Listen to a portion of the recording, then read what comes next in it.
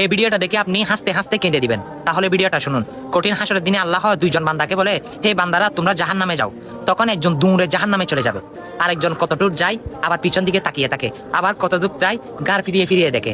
তখন আল্লাহ রাব্বুল আলামিন বলে, হে ফেরেশতারা, একজন দেখি জাহান্নামের কথা শুনে দৌড় দিল, আবার আরেকজন দেখি আস্তে আস্তে হাঁটতেছে এবং পিছন দিকে তাকাচ্ছে, ব্যাপার কি? তাদের দুজনকে আবার ডেকে নিয়ে আসো। তখন ফেরেশতারা নিয়ে আসলো তাদেরকে ডেকে।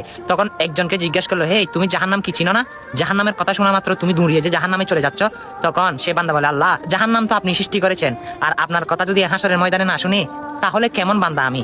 আপনার কথা শুনে আমি জাহান্নামের দিকে দাবিত হতে লাগলাম, আর আপনার কথা শুনে যদি আমি জাহান্নামের দিকে যাই সে জাহান্নাম সে জান্নাত হয়ে যাবে। সুবহানাল্লাহ। তখন অপরজনকে জিজ্ঞেস করে, কিরে তুমি পিছনে তাকিয়ে কি কি দেখতেছো? তখন আল্লাহ রাব্বুল আলামিন কি বলে, আল্লাহ আপনি নাকি অনেক দয়াবান, দেখতেছি আপনার দয়ার সাগর কেমন, আমাকে ডাক দেন কিনা, দেখতেছি আপনি ডাক দিয়েছেন। তখন আমার আল্লাহর বলে, হে বান্দা তোমাদের ভালোবাসা দেখে আমি শিখত, যাও তোমাদের জন্য ওয়াদাহুল জান্নাতি, যাও তোমরা জান্নাতে প্রবেশ করো। সুবহানাল্লাহ। হ্যাঁ, কঠিন হাসরের দিনে এইভাবে হাজার হাজার উম্মতে মুহাম্মদের উম্মতেরা দেখবেন জান্নাতে প্রবেশ করবে। আলহামদুলিল্লাহ। অবশ্যই আঙ্গুলে ব্যথা না হলে ভিডিওটা শেয়ার করতে পারেন, হয়তো অনেক মানুষ তাদের ঈমানকে তাজা করতে পারবে, শক্তিশালী করতে পারবে শুধু আপনার কারণে।